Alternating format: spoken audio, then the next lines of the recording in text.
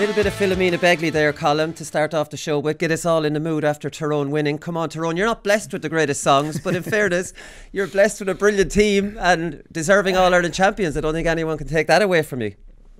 Yeah, no, the song choices I think over the last few days have been interesting. But yeah, I've been following a lot of it on social media, and the guys are getting into the tune of it. So yeah, look, it's a fantastic achievement for this group of players, and just seeing what the overriding emotion has been in the county and the homecomings in the last day or so has just been, yeah, it's been mental. It's been crazy the last 24, 48 hours. Arguably the hardest knockout championship ever won, Alan, if you're to look through it. Cavan reigning Ulster champions, Donegal, a lot of people's tips. They were underdogs in a lot of these games. Then Monaghan, then Kerry and Mayo. Like, I mean, you know, it doesn't get any tougher than that in a knockout. Yeah, they've done it the hard way, and I suppose winning games like that against opposition like that kind of breeds momentum and confidence and all those good things. And you could see that coming to the fore yesterday there on Saturday evening. They were by far the more confident team out in the field. Their play was more cohesive. They kicked the better scores. They finished their goal chances very well, and thoroughly deserving All-Ireland winners. Yeah, there's something about them in All-Ireland finals. I think Fergal Logan was saying after the match, my starting ambition, without declaring it to Brian, was to win one match. I like the way he says he would never tell Brian Dewar that he'd be in bother. Like, I mean, but that were the ambitions when they took over, Colm. Yeah, look, they came in at a very difficult time. With the whole COVID piece coming along, and I said there was obviously difficulties in terms of meeting up and gathering momentum with and building a team, and they had new players in and out. You know, they'd let some guys go for who had been there for a few years. They brought in new lads, and we could see probably glimpses of that throughout the league and whatnot, where their performances probably weren't at their best. You know, it was taking them a wee bit of time to get to gather momentum, gather that sort of team feeling. But I don't think there was any sort of doubt really in a lot of the Tyrone people's heads throughout the year that there was a good quality and good panel there. And yeah, winning one match was probably a very very soft ambition for them, like, because they have so much talent there. And like, we've seen the championship grow, their performances improved, and you could just see something with Brogan. And I said it probably early out, and and whenever they beat Donegal, I was going, there's something really good, brewing with this team. And yeah, look, it just, they peaked at the right time effectively. I think their performances in the league were sort of up and down, and obviously they took the tanking in the Killarney and that, but sometimes getting it right later on in the year is far more important than starting off really well. Yeah, Brian Dewar, I like the way he was afraid to tell Brian Dewar this, because I'd say Brian Dewar was thinking All-Irelands. Logan was thinking, like, let's win a game. Dewar's just a serial winner though.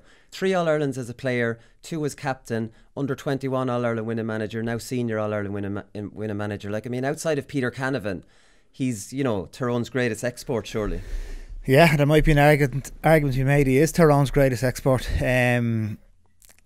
Like, obviously knowing Brian Dewar, having seen him playing against him, he's a sort of fella, and Colm will obviously know more about this than I do, but he's a sort of fella that you'd follow to hell and back. You can see that, and you can see that the players will run through walls from him. And like as Colm said, it probably has taken them a few months over the course of the National League to start to get things together. Maybe couldn't meet as much as they would have liked, and kind of sometimes you need a couple of beatings to learn a few lessons and to change things up a little bit. Right, that part of it's not working, we need to change that. And like, you could see the kick passing game coming to the fore yesterday, obviously most notably for Cathal McShane's goal. But look, Brian Dewar, he's been such a great servant to Tyrone football, and what he's delivered now will let him into the legend category if he wasn't there already forever. Yeah, I'm sure he will. Let's talk about these goals then, Colm, the 2 Tyrone goals, because goals win games, as you always know, and that analysis holds firm for this All-Ireland final. Like, the goals did win games. Like, I mean, the first goal, Myler, like, you don't associate Tyrone with that. Like, it was a 50-50 ball, a floater, McShane had pointed, but in fairness to McShane, that wasn't as easy a goal as he made it look. It was ridiculously difficult starting with a kick. Yeah, like we've talked on the show previous weeks gone by that, like, I remember Hampsey taking a few pot shots in long kick passes and it didn't come off. I remember saying, look, this is very unlike Tyrone. They are starting to express themselves a bit more and deliver these passes, which we have never done in the past. So for Myler to even take that on, not probably one of our best kick passers, no disrespect to him. There's obviously, but he was having a great day. McShane had pointed, but McShane, the way he actually executed was absolutely brilliant, because It was nonchalant, wasn't over it? the top, and he sort of twisted his body a wee bit, and just the way he dipped with the arm and was able to connect with it, such a clean connection was brilliant. Like, but look, it was just that was something that probably we would never have took on, and it was just great to see. And McShane, yeah, look, what can we say about him? Like, he's come on again, and immediate impact. So it was a big risk probably not starting him. I was sort of thinking, can we unleash him, early on and start him, and let's see how he goes, because it's a big risk in All Ireland final. But look, the guys stuck with their game plan of making that impact and finishing was stronger. But yeah, he made the difference with the goal. Yeah, he definitely did. Where was Henley going? Suppose how many times do we see goalkeepers coming out to challenge for them, ending up in no man's land? And if they stayed under line, it's a handy enough save. Yeah, to me it looked like it was discussed. We'll probably never know, but like, I'd imagine it was discussed when Cavanagh comes in. Let's put a couple of high balls in.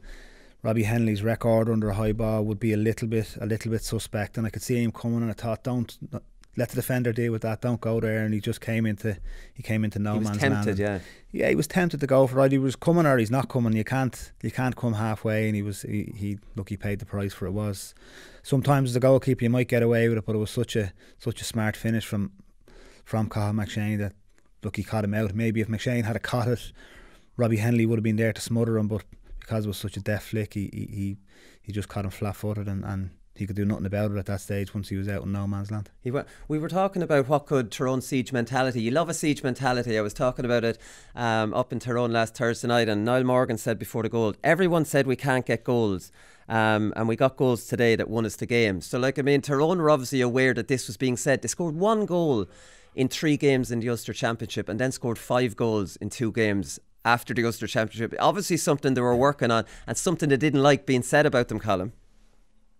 Yeah, quite possibly. Like, when you come to this stage of the year, and I think Tyrone sort of realised that they were going to need goals in these games to win them. Like, they look, Kerry were in the semi-final, were scoring heavily all year. Tyrone probably knew that they had to finish their chances, and we spoke around before, if they hadn't have been as clinical, if they had popped the ball over the bar and took their, the handy ball and handy point, they wouldn't have been in the position they're in. So it's no doubt it's something they've worked on, especially Alan said about, probably chatting about whenever McShane comes on, get a few in them, because Mayo were brave. They were leaving spaces at the back. I even thinking from the kickouts as well, where they were pushed right up, and them balls over the top ultimately were going to cause them problems. Like, so. But yeah, look, it's something that Tyrone, and it's even glad to see like Darren McCurry scores goal, because probably not known for his goal scoring, always very heavy on the points. But look, just delighted to see that obviously the goals there was a difference. Like, Mayo missed 2 goal chances probably with the penalty, and the one early on Sludden cleared off the line, but Tyrone obviously took them, and I sort of knew at that stage that it was in our favour. Here, talk to me before we talk about the McCurry goal. Niall Morgan said on Cathal McShane after the game, he's a bit of an enigma. He's Marmite. People don't know how to take him at times. Me and him would have fights nearly every night at training. But I'll tell you one thing, he'll get a big kiss tonight. Is McShane like Marmite like that? I wouldn't have known that about him, Colm. I know him and Morgan would be fighting probably in training quite regularly. Look, and I remember coming off a pitch in 2018, and just before the All Ireland final maybe, and we'd done a training session, and him and Niall Sludden cut lumps of each other after the training session, and the two of them were sharing a room with each other that same night. So yeah, look, obviously they're 2 very passionate lads, like, and just the way they carry themselves.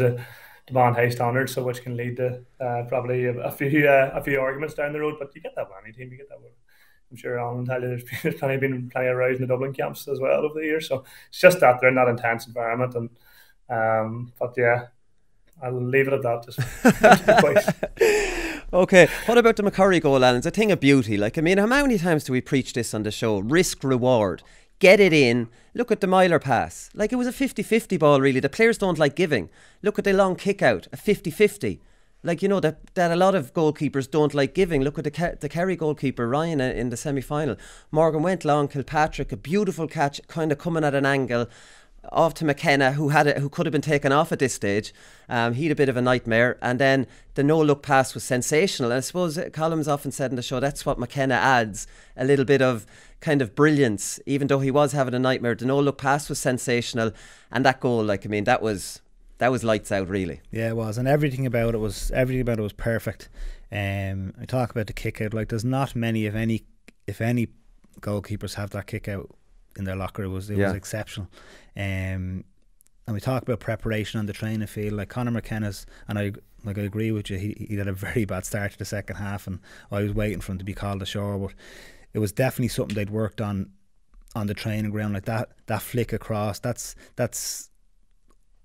I don't even think it's that instinctive. I think it has to be worked on the training ground. I know at Dublin we worked on it for months and years, that pass across. And Dublin, like, if you look back, we got lots of palm goals in big games because of that. It's that extra pass that we're talking about, and we saw it in the semi-final with Stephen O'Brien's square ball, where they gave the pass across and they messed it up, but that was just perfect. And I'm sure they'd identified, you say, after the Ulster Champs, right, we haven't scored enough goals, we need to start working on that. And I think that pass across from Conor McKenna, I think we might never find out, but I think that was as a result of that work they'd done in training. And look, it was an easy finish for McCurry in the end, but the pass was exceptional from he didn't even look. No, Conor McKenna, he just flicked it across. He must have obviously seen looked out the before, corner of his eye, and he was going at full belt. It was an amazing pass. He must have had him caught before, maybe 3 or 4 steps before, because he was not looking anywhere near him when he actually made the pass. He wasn't. McKenna was interviewed after a game. He says, "I haven't been good all year. I've done bits and pieces where I've done well. Even today I wasn't that good. So there's plenty of work to work on for myself, but it's not about me, it's about the team." I suppose that's the fair analysis on himself, Colm. Conor McKenna hasn't been, the player that he probably showed that he could have been last year. He didn't really have a good year, but he's still impacting games a little, doing something special in a game, I suppose. Yeah, absolutely, and it's fair analysis on himself, and I'm sure he's his own biggest critic on that. Like, but look, and I was thinking the same as Alan. Is he going to get hooked here at some point, because he wasn't, having that same impact. But we have spoken about it before, about what he brings, and look, again, the semi-final, it wasn't his best game either, but he scored the goals and made the difference. And again, you have to keep somebody like that on the pitch. No matter really what he's doing, if he's making mistakes and maybe not getting into it, he works really incredibly hard as well. People probably don't see that as much. He does actually work very hard. But there's moments in games where you want the likes of him being involved in a piece of play. And obviously the Kilpatrick catch and him flicked off to him, he made that burst. And obviously, like other people, again, he could have shot, he could have done something silly. He done the right thing at the right time, and again, that's a piece of brilliance in my eyes. That you have players that'll see that pass, and he, as you say, he probably wasn't even looking at him. He probably seen Darren in the corner of his eye and just continued on his run and knew he would be there. But as Alan said, that's a training ground exercise. That's one where you're looking at whenever teams are pressing you up, how do you get in behind them, and how do you sort of punish them, and that was a textbook piece of play from that. Another one that wasn't probably off the training ground was Darren McCurry's goal chance. That came for another risky long ball. Niall Morgan came out brilliantly and drove it down long. Conor McKenna got a little flick on it, or maybe he tried to catch it and McCurry was through. I keep saying it though, Alan, if you don't take chances and get the ball in, things won't happen, because you'll reach stalemates. That's been the analysis on the show the whole summer, and Tyrone showed how to do it. If you take risks, yes, they might not come off. Some of Morgan's long kickouts the longer ones didn't work.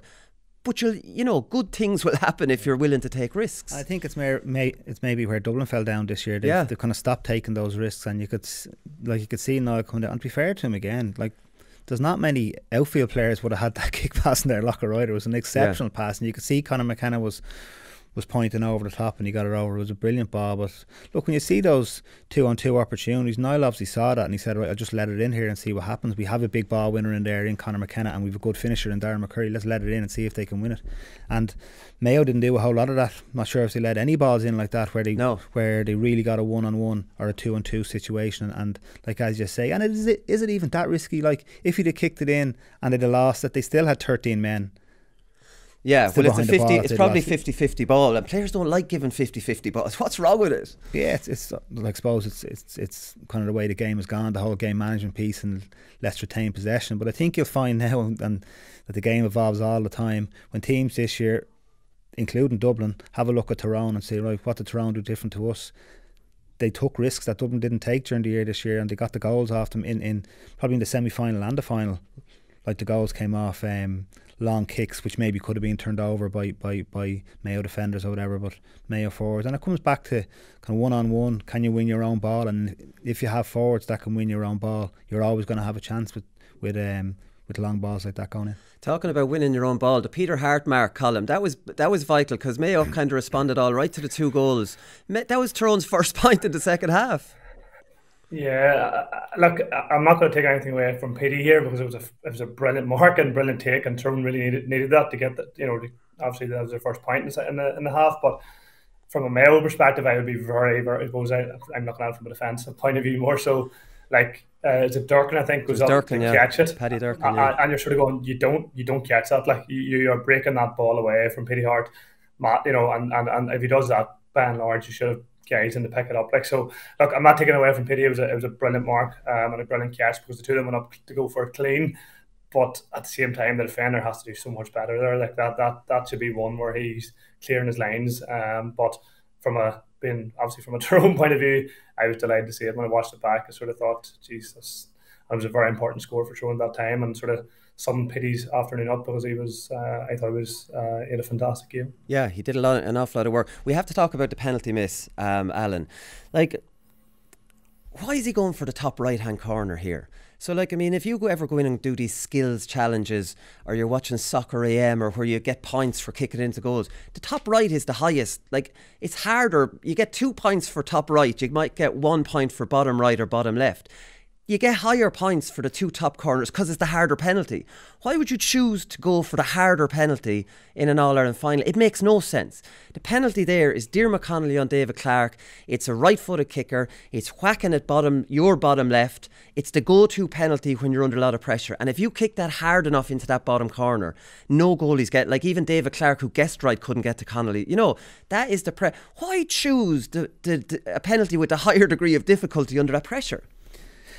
Yeah, it was a strange choice, considering it was such a high pressure moment in the game, and kind of even the run up and stuff and the little sidestep and stuff. I'm not sure if that really works in Gaelic the same as it works in, like, a soccer goalkeeper tends to take a chance. Yeah, the goals some goalies guess though, don't they? Whereas I think a lot of Gaelic goalkeepers stand and wait to try and make a decision. Whereas the soccer goalkeepers, the goals a little bit bigger, feel they have to take a gamble on it.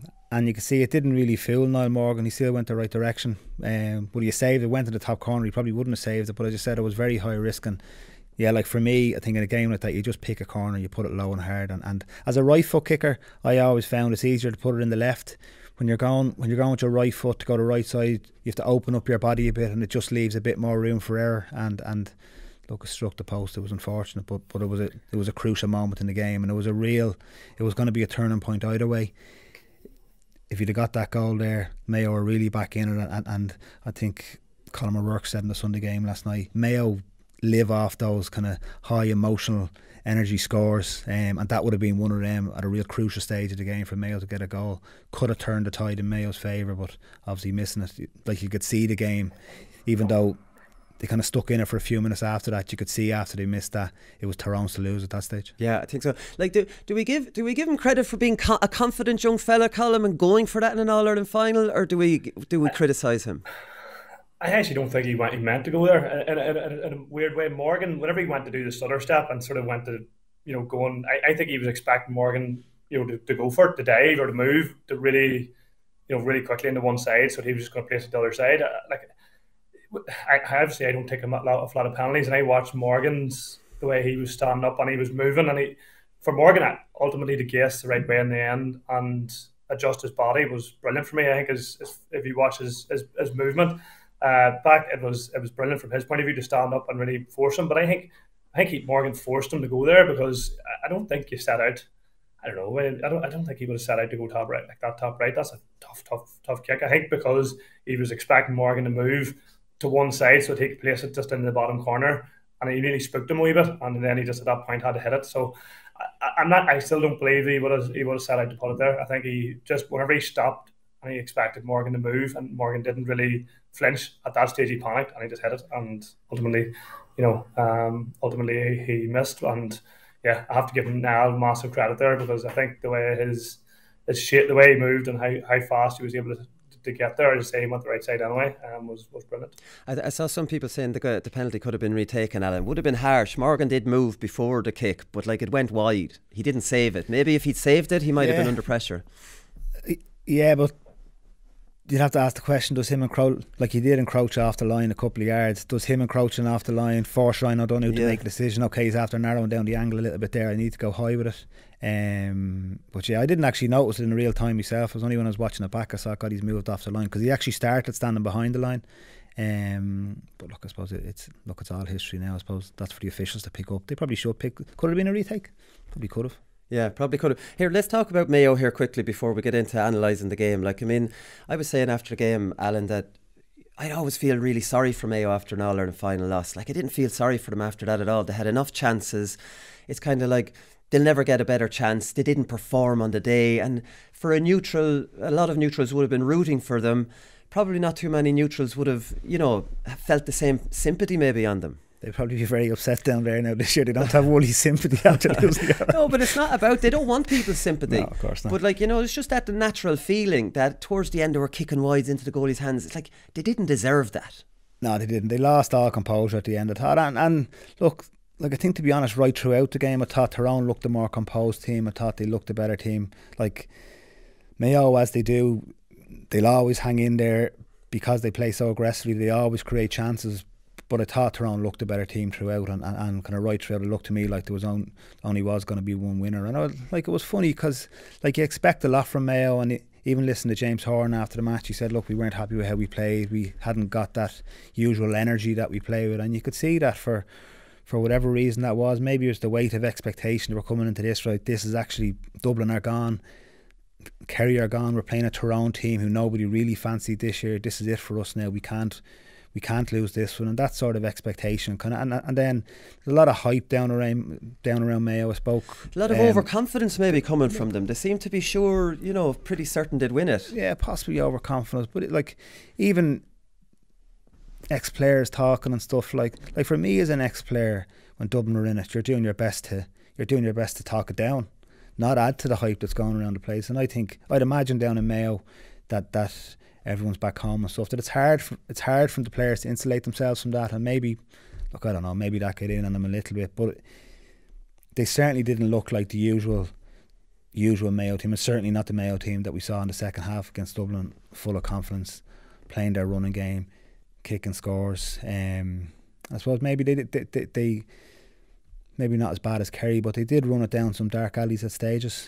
Probably didn't use the kicking game as much, as I said. Like, we didn't see anything from Mayo like we saw from McShane's goal, or even the chance McCurry got from Niall Morgan's long kick pass in the first half. And maybe they just needed to change their game up a little bit, and didn't really look like they were capable of doing that at any stage. The problem for this team now, Colm, is the talk, we don't have the baggage of other teams. They've their own baggage now. It's 2 All-Ireland final losses in a row, losing to Dublin, then losing to Tyrone, and not showing up on the day. And it just seems like, here we go again.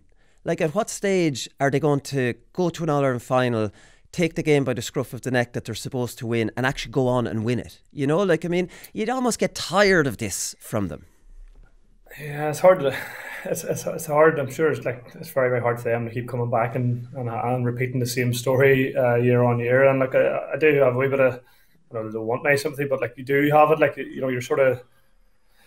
You're sort of watching that game at the weekend, and again the goals, if they take any of them chances, it's a different game. I think Tyrone were far more composed. You've seen Mayo near the end of the game, and yeah, they were kicking, they were snapping at shots. They'd lost all running themselves, and said, like you talked about earlier, they sort of thrive in that high intensity pace, and it wasn't there. Tyrone were controlling the game, I felt, and they were getting scores a lot easier and that. And yeah, maybe there was that weight of expectation on them where they just, they weren't willing to take them risks. They felt you nearly get, whenever you come into that game like that, what you think you're going to win, in a way you probably do sort of revert back to being a wee bit cautious as such. The one into the Dublin game, probably thinking, well, if we can beat like we'll just throw everything at Dublin here and see what happens, and there's no real pressure on us. But as we said there, like it did look like they weighted a lot of pressure on their shoulders, and a lot of individuals didn't perform really on the day. But with the exceptions, the likes of Keegan and whatnot, like he really did start driving them back on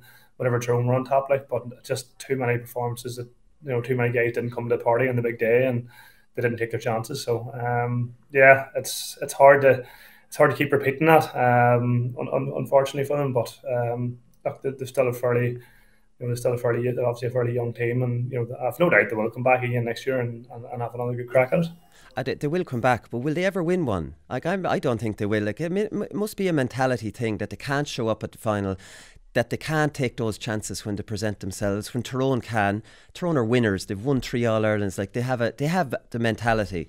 Do Mayo have the mentality? Because they said they might not handle the pressure. That pressure is always going to be there. That expectation is always going to be there. The county's going to lose its mind every year they're in the final, Alan. So like the build-up is always going to be the same. So like why can't they show up on a day like that and actually seal the deal? Yeah, I think this one will hurt them a lot. I think having beaten Dublin and coming in against Tyrone, and like at home in Mayo, I'm sure in previous years they were coming up to play a very fancy Dublin team and maybe wouldn't have expected to win. I think yesterday they expected to win, and now the whole county, I'd imagine including the players, are wondering where do we go from here. But look, all you can do, like I lost lots of games, lost four semi-finals. All you can do is look at it, and they probably need to have a real cold, hard look at how they prepared for it, what went wrong on the day. The management probably need to look at the game plan. How can we run it so much when we know Tyrone swallowed that up? Why didn't we have a better kicking game? The use of Aidan O'Shea, they played him out around the middle, didn't really use him in full forward. Where is he playing? We spoke about it last week. What did he do with Aidan O'Shea? It looked like again they weren't really sure, and you'd feel a bit sorry for Aidan O'Shea, because he's gone from full forward out to midfield. Like, it's difficult to move around in a game like that coming out when he's probably suffering a little bit of confidence loss off the back of the last game, and it looked like he struggled a bit yesterday. But look, all you can do is have a cold hard look at it and come back again next year, and someday you hope it'll break for you. Like, there's no magic answer to that question, will you? Yeah, look, we need to do this and we'll win a final next year. You just need to come back and start the process again, and you try and eliminate the mistakes that you made this year. But like, I mean, you were nearly men under a pillar, probably losing a lot of semi-finals, and even under Pat the first year, and like I would have been a bit similar to how I'm feeling about Mayo now. Like, I'd given up on you. I was like, I'm not, because I'd be rooting for you. I kind of had given up on you, but the minute you got your chance in the final, you took it. Do you know, like, yeah. Aidan O'Shea's played 7 All-Ireland finals now. They're not taking it at this stage. No, they're not, and I suppose our whole, like when Pat Gilroy came in, he continued to play the way Pillar played, and we shipped a big defeat against Kerry in 2009, and then he changed the way we played. It all focused on our defending, it all focused on building the structure from the back, and I'm not sure if it's like you see the goals yesterday, they got caught with the long kick out. Like, I still don't see Mayo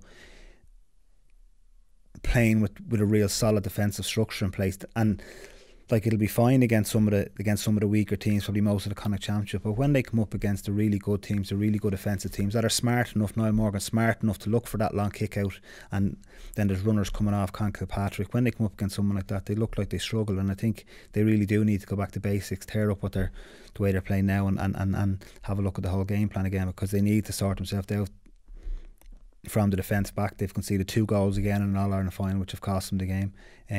Obviously haven't finished their chances up front. So you talk about Tyrone scoring goals in the All-Ireland series, 5 goals compared to 1. That's something that was obviously worked on, was identified. We have a problem here, we're not scoring enough goals. They worked on it, and all of a sudden they started to score goals. Like, even Tommy Conroy coming in for his chance yesterday, like, he lost composure. He had yards in front of him and he shot from the edge of the 14-yard box, which was a very difficult chance against the keeper, Niall Morgan's quality. If he'd have taken it in a couple of yards, it was a much easier chance for him.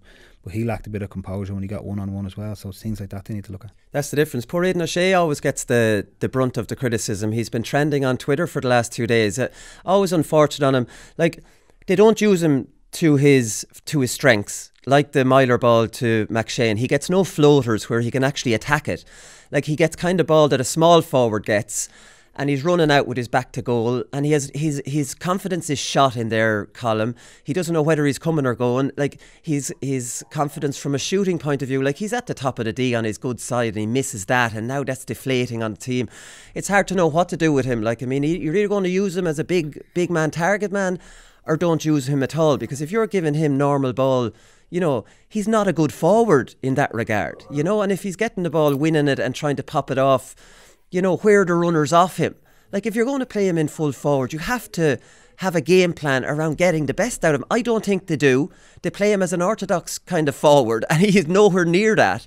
He looks complete like a fish out of water in there when he's trying to kick scores. And, you know, like, I mean, I think that's as much a managerial criticism as it is. Like, the reality is, too, with Aidan, is he hasn't shown up in All-Ireland finals, like 7 of them. I'm not going to hold a no scoring against him because he's not much of a scorer. But, like, I mean, he hasn't played well in those finals, you know? Yeah, his confidence, look, obviously he shot, like, and probably one of the key moments is obviously he missed the shot, but was the one where he'd won the ball out in front of McNamee, and, you know, like, if you see Aidan O'Shea in a league match or even early in the championship, if he's going to take that shot, he's coming back inside.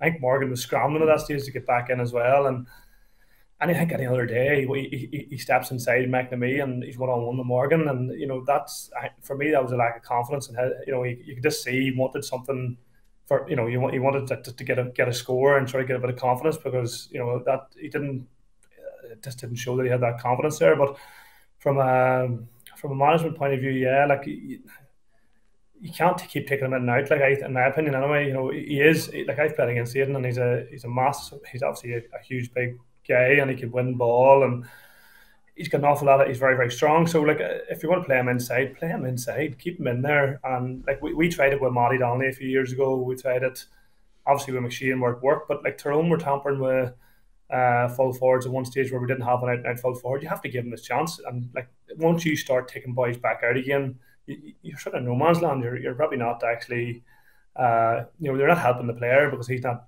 working on, you want him working in the training ground on that specific role. And I'm not sure whether O'Shea was doing that. Now, you're probably right. They weren't kicking any ball in them. From I've played full forward myself years gone by, and as a big man, you do want a few of them balls, them diagonal passes, and there were times, you know, at the weekend where Mayo could have actually unleashed a few into them, like, and they didn't even look for it. And the ones who say they were coming into him were like that one weird bounce and his back's to goal. As a big man, is so hard. Like, you're not going to take Ronan McNamee on, you know, getting the ball out in front, trying to take him and turn him and go by him. Like, that's not his game. And as soon as he won any of the balls inside, I couldn't see any runners actually exploding right down the middle, ready to get to him. Like, so that's it, that type of stuff there. You need to work out in training. Like, you know, I know even from a club point of view, we do that. Like, where you're peppering the ball into the full forward, very, very basic.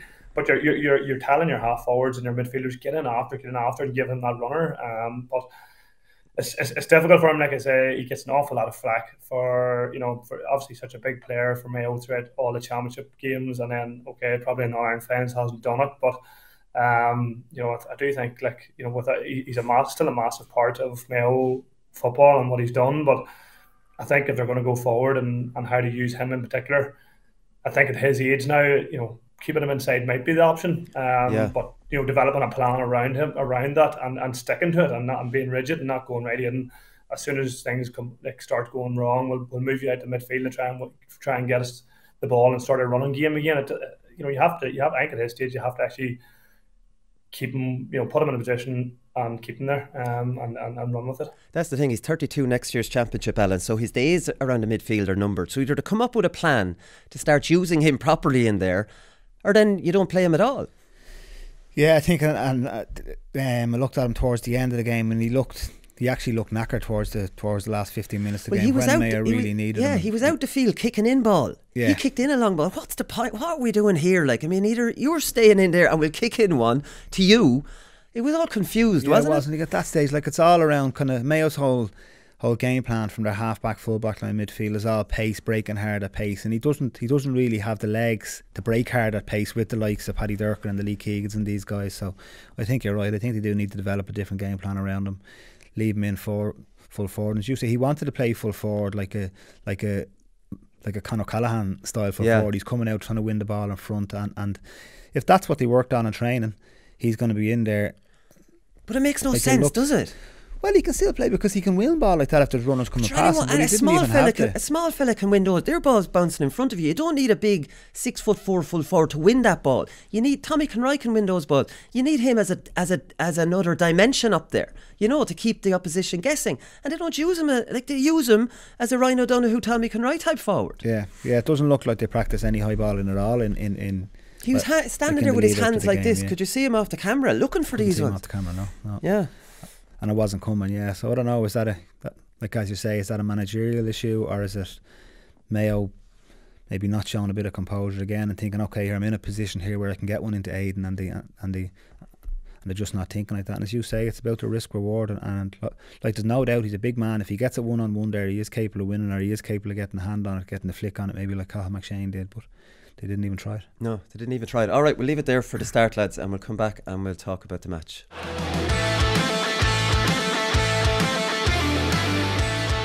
Alright, so Tyrone 2-14, Mayo 15 is how it ended out. Like, Alan, you couldn't say Mayo didn't get the start that they wanted. From the throw-in, remember Dublin got the goal with James McCarthy last year against them, but they got a lovely point. Maybe Tommy Conroy was barge and kind of stuck his head into the Tyrone defender, scored the point.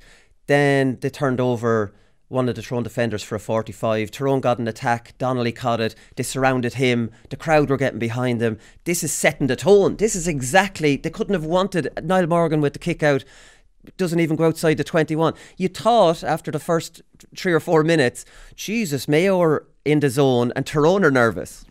Yeah, and that's what you'd expect from Mayo. That kind of high intensity start, kind of pressing up, forcing Niall Morgan into a mistake, and like as a forward, Tommy Conroy getting a score, like that's a dream in an All-Ireland final, getting a score after. In 2011 I got our first 2 scores against Kerry, and it just settled you. So for somebody like Tommy Conroy to get that score after 16 seconds should have been a settler for the rest of the Mayo forwards as well. But look, I suppose Tyrone is Tyrone, as Tyrone always will. They kind of worked their way back into the game, and I suppose probably after that period for the rest of the game, I thought Tyrone definitely looked the more composed team right throughout. Yeah, just before half time, I suppose Tyrone kind of got into their groove a bit. Colm Sludden with a lovely one off the outside of the right. Then he got another one off the inside of the right, and was it Hampsey got one in that period? They pushed themselves 9-6 ahead anyways. It was kind of, they got into their groove a little bit.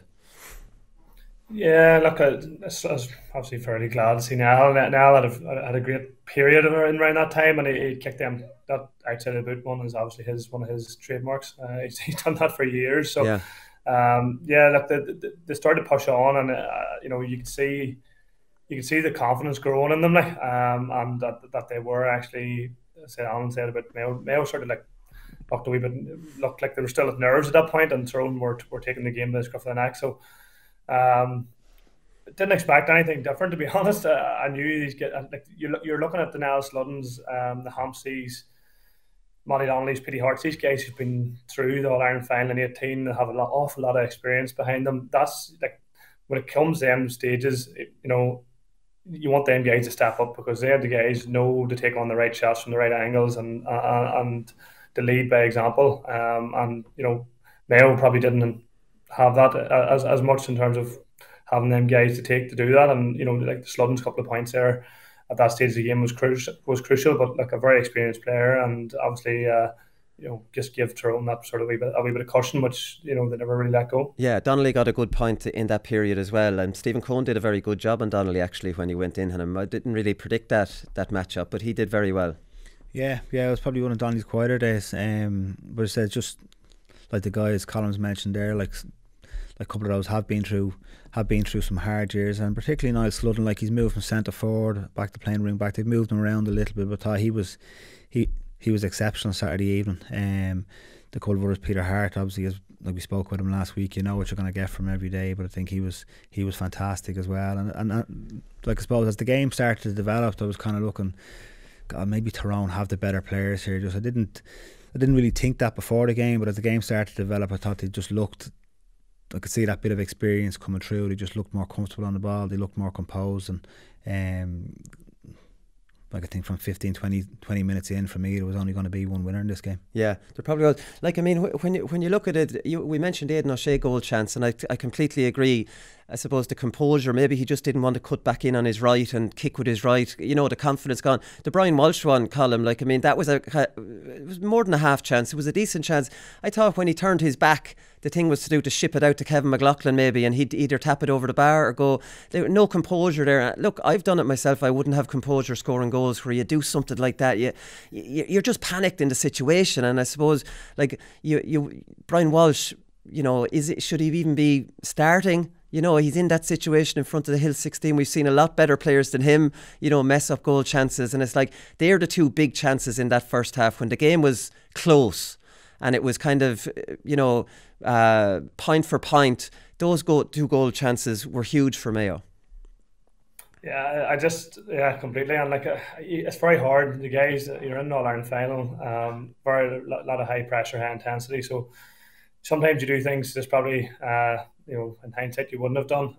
But ultimately, there are the big chances in the big day that you have to take to win a game. And you know, you know, I don't know, maybe lack of composure at times, but rabbit in the headlights sort of stuff. Like that, just instinctively sometimes you have to either have it or you don't. And you know, it's always brilliant looking at these afterwards, going, we could have done this, could have done that. But like the goals there's no doubt that was the difference obviously in the game. Like, where, you know, the goal itself obviously helps on the scoreboard, but it's that boost and that lift that it gives the team, and that sort of confidence. You put your chest out after scoring a goal and everyone's hyped and ready, and you know, obviously Tyrone getting the 2 goals as well. It just breeds throughout the team, where you score a goal and regardless of the scoreline, you could be a point up or you could be 10 points up, but you stand up then after that, and that gives rejuvenates. And even having fans obviously at the gate, like back in the stadium, it just gives everyone a lift. Like, so Mayo not taking them chances, like, you know, they do thrive off that high intensity, that high paced piece, especially from watching them against Dublin. You know, in the semi-final, where whenever they got on top of Dublin, they were unbelievable, and not taking them chances nearly deflates the players as well. So, you know, whenever you miss a real gilt-edged chance and whatever, like it deflates definitely from the players' perspective. Yeah, and I think as Tyrone kind of grew into the game, they realise here Mayo are toothless tigers here. You know what I mean? And those couple of goal misses, then Tyrone just stretched away then. I think Tyrone actually grew in confidence when they realised Mayo aren't really hurting us here. Yeah, seeing it, Jan. I think if you compare the two chances, say Brian Walsh's chance compared to Conor McKenna's chance for the McCurry goal, like, and I've done it myself in big games where you have a wild swipe at something in the hope you might get a goal, and like, you need composure at that stage. And it looked like he got the ball inside. They were inside the Tyrone defence, but he lost the chance to have his shot at goal. Like, Morgan had smothered him, and he just tried to turn and kick it through him. Yeah. It was never really, and it was nearly like he thought in his head, I'm in All-Ireland final, I'm going to score a goal here, I'm going to have a swipe at this, I might score a goal. Whereas then you compare it to, and as I said, I've done it myself, had wild swipes and stuff instead of the simple hand pass across for a Pam, and you look at the composure of Conor McKenna, him bearing down on goal, and if he'd had a shot from there, nobody would have blamed him for having a shot from there, but he had that bit of composure to slip it across and finish the game off and let Darren McCurry get the goal. So it was those two moments maybe sum up the whole game, and how Mayo had no composure when they got into those positions, and Tyrone had it in spades when they needed the chances. Like James Horan said after the game, he says we gave away a lot of turnovers in that first half. There were crazy turnovers, and Mayo did, like, after watching Kerry run into blind alleys against Tyrone, like, Mayo proceeded to do the same thing on a lot of occasions, Colm, which is like Ruan heading off on solo runs. Like, whatever about playing a running game with quick hand passes and support, one thing you don't do against Tyrone is go off on a bloody solo run. Like, it's not going to get you anywhere. Like, did they learn nothing?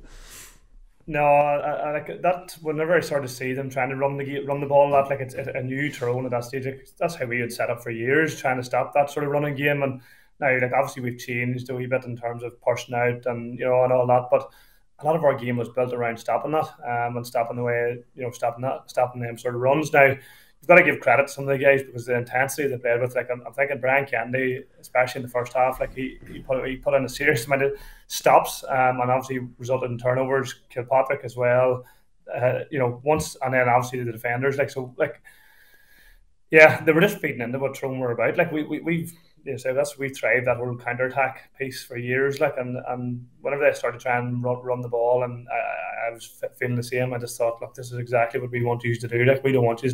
How we struggled against Mayo in the years gone by is Mayo moving the ball fast, delivering. I remember, especially from their own kickouts, they used to move the ball even to the cornerback, a drag kick past the half to midfield, and then an all pass inside, and we were always freaking running back. And we're never set and never ready, and they didn't do really very much on Saturday. They did continue to build from the back and start trying to go man for man and break that line with a running game, which was never really, like, in my eyes, they needed to do a lot more of the kick passing to try and really, especially when you had O'Shea in there, like, to put us under pressure by doing that, but they didn't. But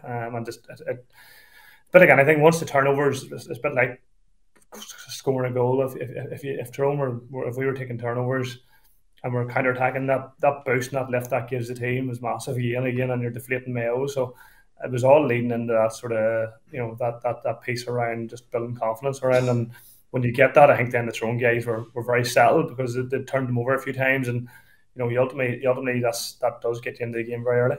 Some of the Tyrone defending is brilliant though, Alan. Like, they're man-on-man defending. The minute they get a hand on you, you're pretty much gobbled up, and that's not with a mass defence. That's man-on-man. I remember Tommy Conroy trying to take Hampsey on down under Hill 16. Hampsey just stayed with him, got that contact on him. Conroy's having to turn back out. Whenever, like, they're not surrounding players so much, but they're able to get that one extra man over there. Now you're gobbled up and now you're in trouble. I think the only time Mayo kind of dealt with it fairly well was the Paddy Durkin point, where Ryan Donoghue had it one side and he kicked it off. They switched the play up, and Tyrone didn't have as many bodies over there, and they got a handy point. We're not seeing enough of that really. Tyrone are very comfortable in their defending. Yeah, they're very comfortable one-on-one defending, and they have some excellent defenders. I think Ronnie McNamee, obviously Hampsey, McKernan had a great game Hart's too. well able to defend, McGeary's well able to defend, so they have 5 or 6 really top notch. And look, I suppose, like, when you look at a team, until they win in All-Ireland, when a team wins in All-Ireland, all of a sudden the players raise up to another level. All of a sudden he's a brilliant defender now. But when you're looking at the Colm days, they have guys that are very comfortable defending one-on-one, and they're happy if they get left isolated in there, if a man takes them on, they're fine with that. And I suppose Tyrone teams always were, like, you think back to Ryan McMahon, Conor Gormley, like, these guys didn't mind going one-on-one for you, and that bit of history, that just kind of works its way, permeates its way through a county, and gives great confidence to defenders coming after. And it's obviously something they work on the training ground as well. I'd imagine they work very hard at their one-on-one defending, and then when they get a fella turned, there's always a second man looking to come in to try and force the turnover. And once you get caught, like you talk Matthew, once you get caught in there with 2 or 3 of them, you may as well just hand the ball back to them and start again. That's it. But that was the biggest change. Like, you look at what's the biggest change in Tyrone this year, and that's it. Like, we trained for years and years on that packed defence and that back in numbers and shifting left to right. Like, like, that's been for me the biggest change to Tyrone this year with Fergan and Brian and whatnot coming in. Like, they knew that defend style and the way we've played for years wasn't going to always work. Like, it just hadn't got us over the line, and like, it was obviously a bit of a risk this year because this is probably the first year where they've took risks going forward, but they've obviously took risks at the back too, where there isn't 3-4 men always covering. Like, there is times where the guys there was maybe 2-on-2 inside or whatever, like, and they had to sort of stand up and like, defend. Going back to, we talked about it earlier on in the year, where they were going back to old school defending and actually going back to the basics of, can you defend up one-on-one? And I know from chatting to the lads, like, they did do an awful lot of that in training this year, like, where they were, right, lads, you have one-on-one here, you have to stop your man. There's nobody coming to help you at times. Like, there will be times in games and big games where you will have to stop your man. But like the Conroy piece, like, where you have to be able to, you have to back yourself. You have to back yourself to stop that attacker going past you. While years gone by, it was, don't worry, like, if somebody gets the ball in front and is taking you one-on-one, you'll always have 2-3 men running across to try and to put out the fire effectively. Yeah, Mayo could have got some joy there. Like, obviously Tommy Conroy got in for his goal chance. I think he was on, might have been on McKiernan at that stage. No, it was Hampsey. I think Hampsey, but he got around him on the outside. Got around him, get inside him. But I think Hampsey thought he was going to take a mark there. Hampsey was caught flat-footed because I'd say he just thought, he just paused and Conroy got the turn on him. Yeah, but it just shows, like, if you play as a forward unit and you have guys, obviously Tommy Conroy has pace. If you play with guys with that sort of pace and you get them the ball early, it's very difficult for even the best defenders to stop that when you're going at the goal at that pace. And but it was probably the only real time real time Mayo did it, where and kind of created an opportunity like that. But like kind of that's the way to play. And if teams are and like I'm sure other counties looking at this now and say, okay, now there is opportunity to start kicking the ball back into full forward line, because the last few years playing against the Tyrones and even Dublins and stuff, it's very difficult to put kick passes into your full forward line. Whereas yesterday we saw that those opportunities are coming around again. There is 1-on-1, 2-on-2 opportunities being. Yeah, if you move it down with the foot. If you move it really quickly, yeah. I'm saying it for 2 years here on this show, Alan. It's just bloody managers don't seem to be listening. In fairness, I owe an apology to Brian Kennedy. I was tipping him to get dropped, and I think the best compliment you'll give him in the final was Matty Donnelly was taken off. And Matty Donnelly's never just taken off. He's put out to midfield, and there was no way you could take off somebody out around the midfield. I think that's the compliment to Kennedy, and not so much Kilpatrick. He was excellent too. But Brian Kennedy man-marked Matthew Moran and never gave him a look of it, and still did a little bit of work outside of marking him as well, Colm. Yeah, look, I obviously know Brian fairly well, and he gave me a roasting last year in the club championship, so I know how good he can be. But yeah, look, he goes through an awful lot of work. Like, he's obviously a big, strong lad. He can catch ball. You know, he's really good at them flick-ons, and you could see Morgan picking him out a few times. You know, trying to target him for that flick-on. So, you know, a really good tackler. Like, I mean, like, once he gets you in the arms and tackled, like, and he's incredibly difficult to get away from. So look, I've been a big fan of his for this year. I felt that, you know, him and Kilpatrick really complement each other in the way they can play, because Kilpatrick's a very explosive guy and can go forward, a bit like where he took the catch and drove a wee bit and then let it off. He has that in the locker. Well, Kennedy's more, he's a really, really strong tackler. He can stop guys. He can win ball, and he goes through a mountain of work. Like, he ultimately had to go off, and I was chatting to him after it, and his two calves, I think, just seized up. He was completely gone. You know, the amount of work he'd went through. I'd love to see the GPS stats. So I do think he was, you know, he had a fantastic final, and, you know, there probably was a lot of people out there like yourself. Well, he probably was saying, you know, he might not start, or, you know, does he deserve it? But no, look, I'm mounting a performance. And in terms of the Matty Donnelly thing, I do think he was struggling in terms of injuries and whatnot as well. So I'm not saying I'm just totally down to his performance either, like, because you want to have him on the pitch as much as possible as well, because he's a bit like Buchanan, where he might be always having the best game, but he can always pop up with scores and do things that can change games. I think the best way you'd sum up Brian Kennedy's performance is that Matthew Moran ended up getting sent off by just being so pissed off.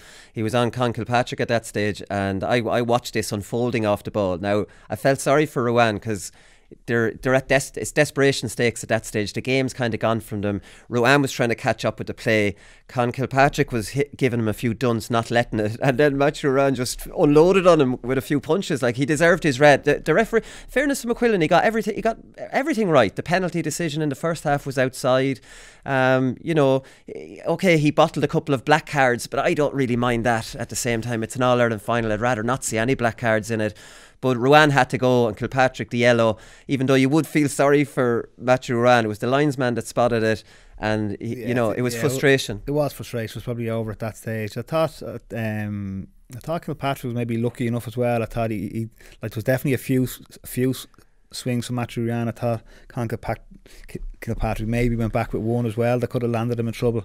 At that stage of the game, I don't think it really would have mattered. But yeah, I suppose it's testament to guys. And we'd looked at the Tyrone midfield and maybe thought that was a potential weak spot for them over the course of the last few games. Obviously, two guys who wouldn't be that well known around the country, but they certainly came to the fore yesterday, and the two of them were excellent. Like, Matthew Rowan had been excellent for Mayo up to this stage. Was probably in, if Mayo had won and he'd done well, he was probably heading into the Footballer of the Year conversation. But the lads did very well on him yesterday. And look, I think Tyrone just had a very good game plan set out, and every team needs guys like the likes of Brian Kennedy, who's just willing to do a job for the team. Like there's no frills about him, as Colm says. He gets out there, he does a mountain of work, he gets tackles in, he wins ball and he lays it off. And every team needs those sort of guys that just want to play under the radar and just do their job for the team. Yeah, he's one of them. He definitely is. It was a nervous second half. Like, Tyrone weren't perfect yesterday. They got the goals. They were clinical with the goals column. Like, I suppose, like, they had a lot of missed chances themselves in the second half. Like we said, they didn't score a point until Peter Hart got a mark. That shouldn't, you know, if it was anyway decent defending, there's no way he didn't even get off the ground, like we were saying, to catch that. But that's the only point they scored. Like, I mean, Sludden missed an easy chance when it was a long kick out that they won. Conor McKenna missed a bloody mark he'd score all day, and another one from play. Colm McShane missed one from a free. Tyrone were very nervous in that period, and if they weren't so clinical with the goals, you'd be wondering, you know, geez, they're not kicking here at all. Goals win the games. Well, there you go. That's it. no, completely. There was chances that obviously the Sludden one and the McKenna mark as well. I sort of thought, geez, any other day this is going over. Like, and it was very nervous. It probably was, and you'd think that stage of the game, the nerves were gone and everything. You know, sometimes, you know, you can see that you're sort of watching the scoreboard, but you can see it nearly felt like that from a Tyrone perspective, that the players were looking up the scoreboard, going, "Geez, we're close here to win the Ireland final," and they started to make them chances, they started to miss and whatnot. So, like, by no means perfect, like, and they'd be the first to admit that. And like, we talked an awful lot about how bad Mayo were. Like, at the end of the day, there were some good play by Mayo at times, and Tyrone weren't perfect. But that's, you know, you just have to make you have to have, you know, make the most of the positive pieces of play. And again, talked about the goals, like, genuinely, like, that they are a difference in the game, and that's where Tyrone, I think, they had that ruthlessness that, you know, say they probably haven't had over the years, where, you know, the guys were going for it, they had the composure, and were able to deliver that. So yeah, look, there were by no means, there was mistakes made, there was nerves there, but ultimately the good piece to play outweighed the negatives, and that's probably because of the goals. Yeah, probably. We could sum up this whole analysis section: goals win games. Next, performance of the weekend. Like, well, that's the reality. The goals were the difference in the end, because it wasn't a huge amount in general play. Yeah, and I think we mentioned beforehand that the standard of the general play probably wasn't as high as some of what we've seen from both of these teams. Yeah. So, like, in previous games, but ultimately, all Ireland finals are for winning, and it doesn't matter whether you win. Like our game against Kerry in 2011, the standard of our play that day probably wasn't what we were capable of either. But you go out and you play the game that's in front of you, and if you win by 10 or if you're ahead by 1, it's a different game you play. Kind of depend on where you're at on the day, and I think Tyrone just played what was in front of them. They knew they were on top. They knew they were a bit more composed, and as you said, when they got the goal opportunities, they did take them. But both teams looked very edgy at stages, I thought. Yeah.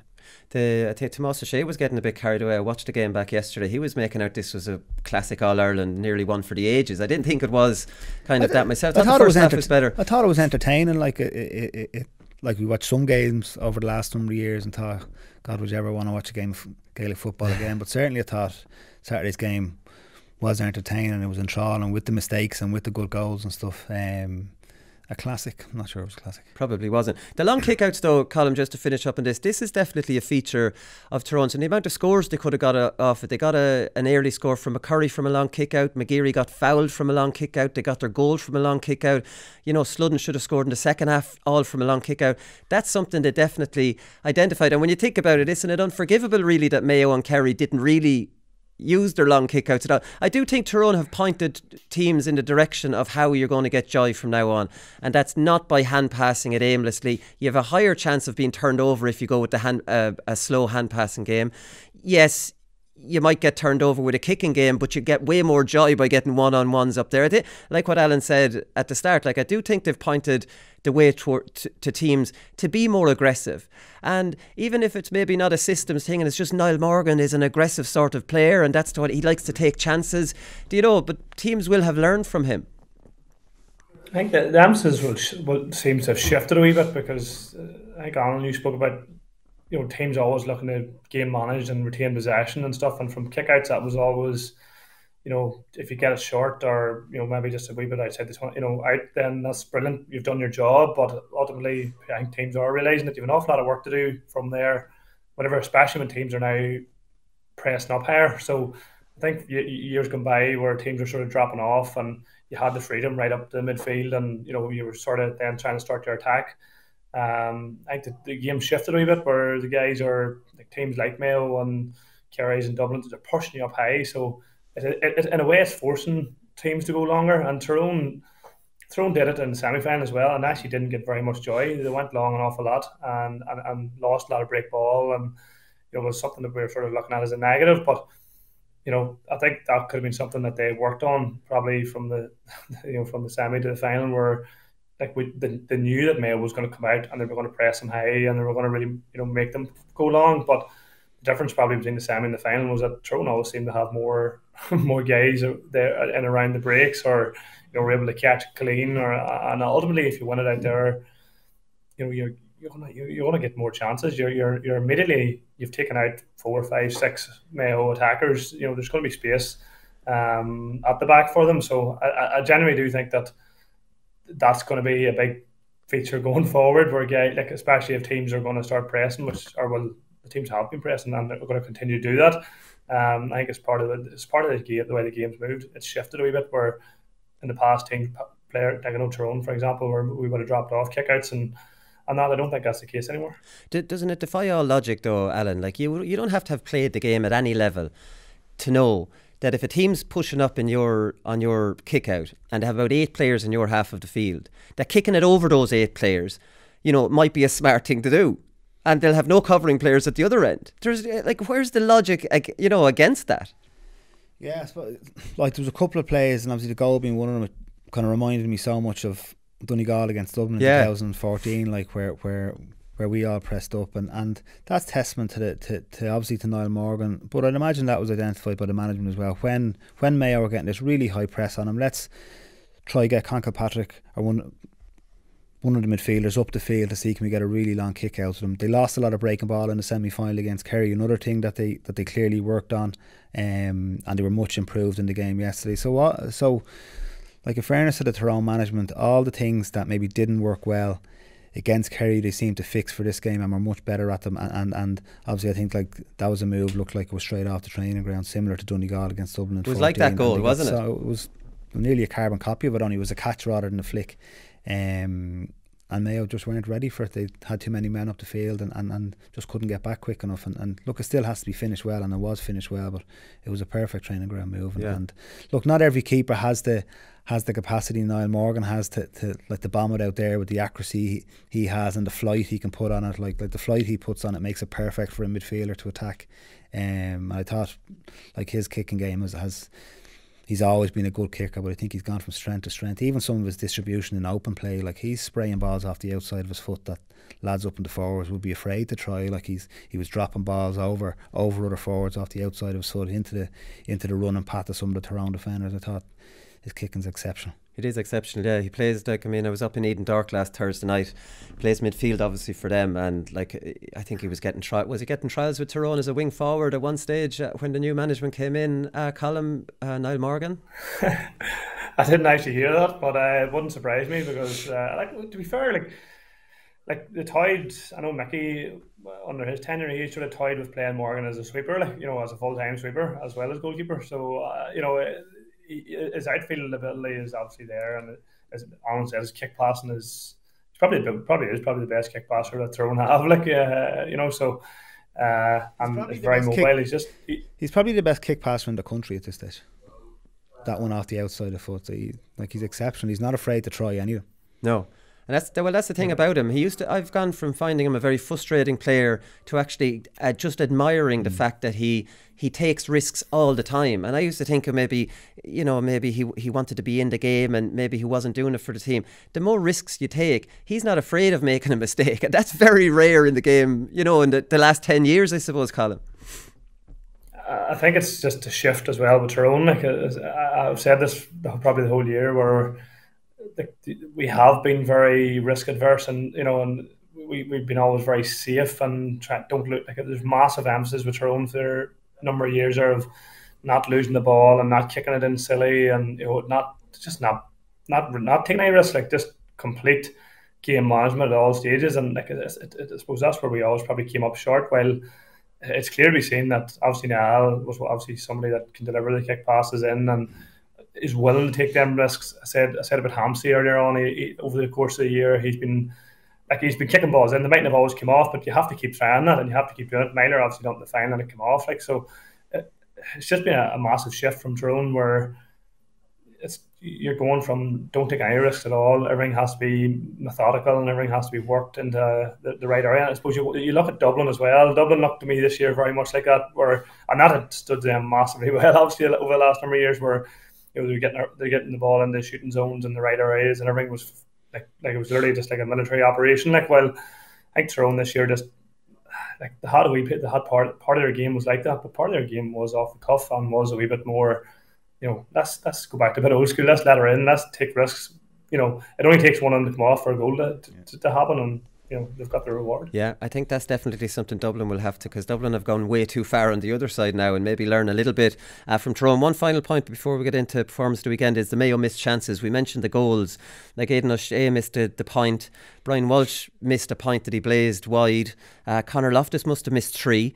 Ryan O'Donoghue missed an easy point from play and a penalty. Tommy Conroy missed a goal. Jordan Flynn missed one at the end. It was a terrible effort. You have Darren Cohen putting in the goalie's hands. They had enough chances to win the game. Yeah, they certainly did, and I think kind of the way Tyrone play and the way the game played out, Mayo are always going to get chances. Like, we know Tyrone are playing a little bit different now. They're going to press up, so that's going to leave gaps in between. But I'm saying that, like, I don't think it was just the misses from Mayo. It was the pressure Tyrone were putting them all over the field. I think they had them a little bit spooked, to be honest with you. I don't think they were maybe used. Maybe Dublin, in hindsight, wasn't the best preparation for Mayo at all, because Dublin were sitting ducks this year. That kind of game was played, certainly in the first half of that game, was played at a low intensity, all this game management gone. And the second half, Mayo just came at Dublin, and Dublin couldn't raise to that intensity level. So coming in against Tyrone, it was a much higher level of intensity in the tackling, how Tyrone went after them to turn over the ball, and just looked to me like Mayo couldn't get their high energy game going, and maybe they were just a little bit spooked by the intensity of Tyrone, and that led to missed passes, missed chances, lack of composure around the field, which ultimately put Tyrone on top. Yeah, we will. And I think after the Peter Hart catch and they got their first point, they sagged the game the last 7-8 minutes. Like, there was very comfortable, more comfortable. I'd say, Colm, you couldn't believe it, that there was no kind of big fight back. It was the opposite, if anything. Like, Tyrone just looked so comfortable at that stage. Yeah, look, they definitely did. I was obviously watching it thinking, this game's gone. Like, there's no way, there was no way that Mayo looked like they were even going to cut them open and put in the back of net and sort of resurgence. I suppose one thing Tyrone had been good at over the years, when they get in front, and they're normally able to manage stuff quite well. Like, so they definitely did. It didn't look like the Mayo were going to come back in it. As I said, look, Mayo, they did have their chances. Like, and I said, I think the composure and the lack of composure, and I don't know, Alan talked about being spooked there. I don't know what it was, but they did look like they looked very nervous and snapping at shots and just very uncharacteristic. Like, when you looked at the semi-final, obviously that whenever they're in them high intensity moments, they were able to deliver and get the points and really push on. Well, in the final, unfortunately, it just didn't happen. Like I said, Tyrone were, in my eyes, Tyrone were comfortable. Like, I never seen, and even after McKenna or the McCurry goal, like, I just thought, look, there's no way. They don't see how Mayo would get back into this, just the way they were playing. Yeah, exactly. Okay, we'll leave it there, lads, and we'll come back with performance of the weekend.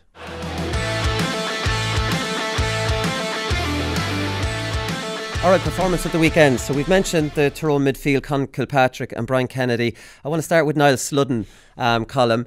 2 points from play. Destroyed Michael Plunkett, who, Jesus, I'm not sure how he's starting on the team. I know he's Ballintubber, James Horan's club, but I don't think he's at the races at Intercounty. But Sludden cleaned him out of it. Sludden is very underrated at his kick passing. He gives some lovely diagonal passes inside the field, which I don't think he gets the credit for. He drops back, does an awful lot of work. He's able to get on the scoreboard, and incredibly, he never got one league game, Colm. He wasn't being fancied under this new management team. So how much credit does he deserve to keep the head down, finally, make his way back in on the team, and then keep it? Yeah, I'd say he was probably scratching his head at the start of the year, thinking, "What have I done?" Because he was a mainstay in the Tyrone team under Mickey, and we would have been an awful lot of trust put in there, like, and has been one of many of the leaders. But yeah, on the new management, it was I sort of found it a wee bit strange at the start that he wasn't getting a look in, because he's probably that low key player where he nips in and around. He's very, very busy. He puts in tackles. He always chips in a score too. Like, so. probably fairly understated over the last few years, and he's a quiet lad off the pitch as well. He just sort of goes about his business, and at the weekend he obviously kicked 2 points. He probably was in line for man of the match had he kicked on a wee bit in the second period. He was, in my eyes, he was probably Tyrone's best player in the first half, and just moving into the second, and he probably did go out a wee bit, and just didn't. He obviously missed. He kicked it wide, and then just it maybe didn't happen for him in the last few minutes. But he definitely was up there. He definitely, especially as for the first half performance and whatnot, he was flying. So yeah, look, it's great to see. Strange one. Had no league football, and obviously, obviously was working hard in training and kept his head down, and he's got his rewards, and put in a shift at the weekend. Yeah, I think if he got that third point, he probably would have been man of the match. After all these the Tyrone matches, the man of the match isn't obvious, and that's a feature of Dublin as well. Has it gotten so much about teams and everybody working hard that, or is it just me where man of the matches aren't always stand out now, Alan? Yeah, no, I think this Tyrone team in particular definitely is some of the parts. Like even yesterday, or even the semi-final, McGreary was man of the match, but he wasn't real stand out on his own. It was similar yesterday. There was probably 5 or 6 guys definitely in contention for the man of the match award, and I think that her own management will be very happy with that. I think like a team that has a solid base with everyone doing their part is a lot stronger than a team that has one star player. So, like you look at David Clifford in the semi-final, Kerry were so reliant on him, and when he had to go off, their efforts kind of fell apart when he wasn't on the field, or they didn't know where to go to for their score. So I think that her own management would be much happier with having a team that's a sum of the parts rather than about any individual. Yeah, no, definitely. McCurry did play well, Colm. He deserves a mention. 1-4, 1-2 from play. Like, the goal was a tap in, but he still had to make that support run. You know what I mean? If he didn't, Conor McKenna could have been blocked down, and that goal doesn't happen. So he deserves credit from that. He had a good battle with O'Hora. I'm surprised actually O'Hora got taken off. He was gone off McCurry for the second half. Mayo made that change at half time. Keegan went on to McCurry. And then when Colm McShane got the goal, Keegan went on to him. So Mayo were trying to use Keegan maybe to put out any fire that was going. But McCurry definitely deserves a mention, and he did it on the big day. Yeah, and to be fair to him, there's been a massive question mark over McCurry and Tyrone probably for a few years. Whether he's always been fairly really good in Ulster Championship, he's been good in leagues, and the talk was, can he do it on the big day? There has been big days where he hasn't stepped up to the plate and hasn't performed. And even after the semi-final performance, Tom O'Sullivan obviously had done a really good job on him. There was an awful lot of, I felt anyway, there was pressure on him going into the final because there was murmurs of he doesn't have it on the big day. But look, all the credit that the goal, albeit a tap-in, he made a serious run to get there. I know his fitness levels and all are really high, and a great finish. And I thought he was brilliant. I thought he was immense, and he has to, we have to give him that full credit, because I say there was that question mark over him. But yeah, it doesn't miss. Once taking free kicks from the wrong side, can score from open play, very accurate. And obviously get the goal that he deserved. So look, a massive performance from him, and I think he did get man of the match and with our team as well. So yeah, look, a very good day for him, and glad to see it, because I say there has been that sort of will he or won't he perform the big day. Well, I want to ask you about Con Kilpatrick here as well, because I was up in Edendork, like I said, on Thursday night, and they're telling me he hates tracking back. This lad, he loves going forward, Con does, and he's going forward. Does he have another level to go to where he can add the maybe going forward part that he does with his club all the time, and marry it with that really kind of, extra defender, high work rate kind of all action midfielder? Like, could he take a step up to, like, he'll probably get an All-Star this year, but can he add another, element to his game, his club going forward, and marry it all together and become like a big, massive name in the game? I'm taking credit for these two boys, Kennedy and Kilpatrick. I told her in December and January that he had 2 good midfielders during them 2 boys, and that's why he wasn't going back. So, yeah, look, Con, to be fair, in club football, obviously plays at the senior level as well against our own club, and he's a massive driving forward. Obviously, a really good catcher, but attacks, really strong attacker, and a lot of pace and whatnot. So he has the makings. He's all the tools and athleticism and everything there. I think the guys have changed him a wee bit this year. As I say, he doesn't probably like that whole tracking back, and that was the big like I suppose it took the management a wee while to sort of probably see the Murray, Bryan and Colm together, because Colm he probably doesn't. It's not his natural game where he'd be running back and trying to make big tackles, because he has that sort of attacking instinct. But the guys have sort of said, look, Colm, you need to go back and do this. So he has. He put in an awful lot of work there defensively. So I think, well, a wee bit of tweaking and a wee bit of work, he could be. He's one definitely for the future. I say he'd probably get an all-star this year, but them two guys complement each other so well, and I think Kilpatrick's definitely one of the. I've been saying it for years, so I'm taking the credit for it definitely, because I think he definitely has it there, in spades. He's good. He's a good decision maker.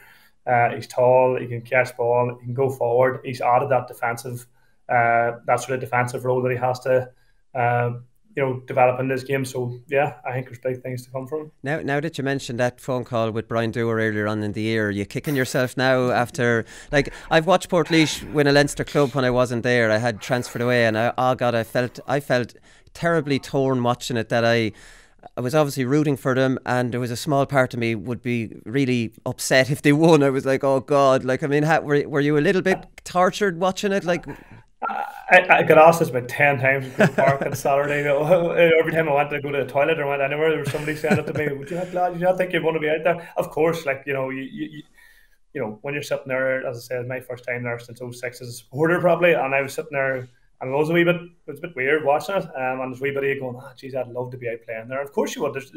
You would be lying if you were saying, no, there's no part of you thinking, why did I not go back? But ultimately, I see what goes. I'm sure Alan, you know this, so do you, Wooly.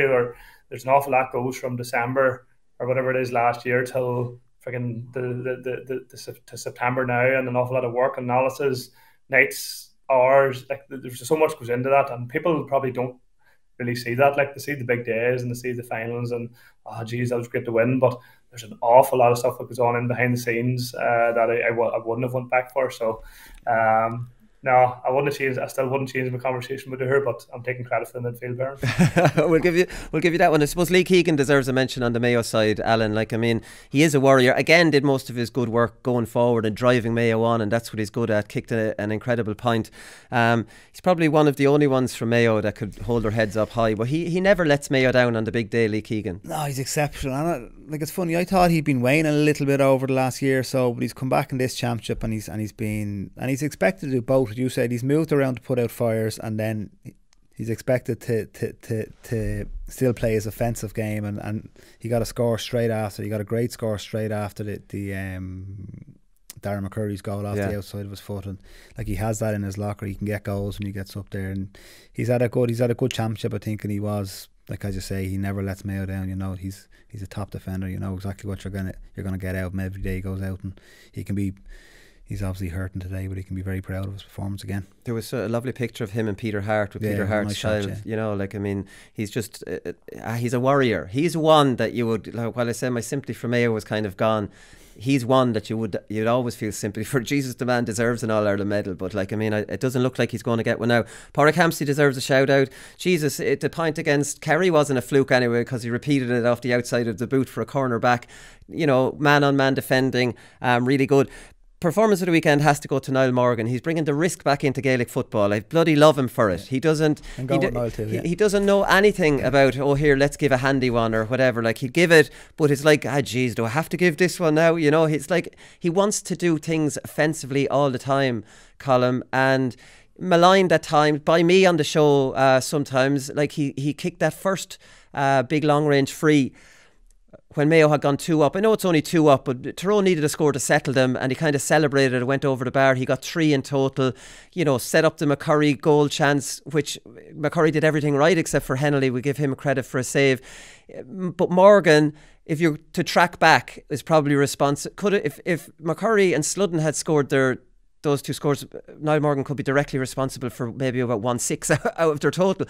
This is what he's bringing to the play by refusing a lot of the time to go with the safe option.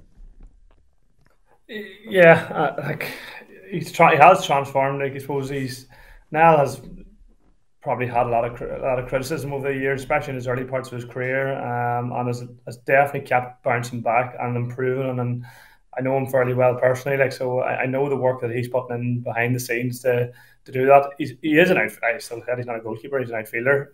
He is willing.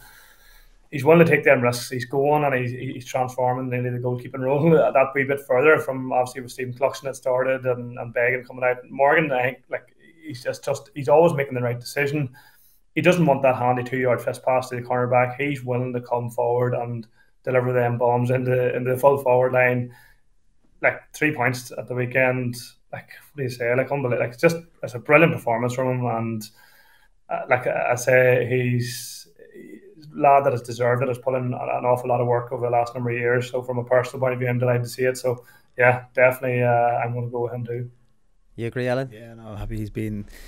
I think to be honest, he's taken goalkeeping up to another level again. I think, and we thought that would be hard to surpass Stephen Cluxton, and I wouldn't say he's had a bigger impact or is a better goalkeeper than Stephen Cluxton, but he's definitely raising the bar again, and I thought he's exceptional. And he's been, as Colm said, he's been through his fair share of little controversies, and he's made lots of mistakes over the years and stuff. He can be a little bit petulant at times, but he looks a real leader in that team, and I really enjoyed his performances all summer, to be honest. Yeah, I really enjoyed watching him. So that's it, Niall Morgan performance of the weekend, and that's it from us. Tyrone are All-Ireland champions and fully deserving All-Ireland champions. Nobody's going to agree or nobody's going to disagree with that, and we kind of believe Colm Cavanagh when he said he's happy with his decision, but the jury's out. I have to say, Colm Cavanagh, first time I saw him drinking a cup of coffee this morning, he's not clean shaven, so like, I mean, you've definitely enjoyed the celebrations, Colm.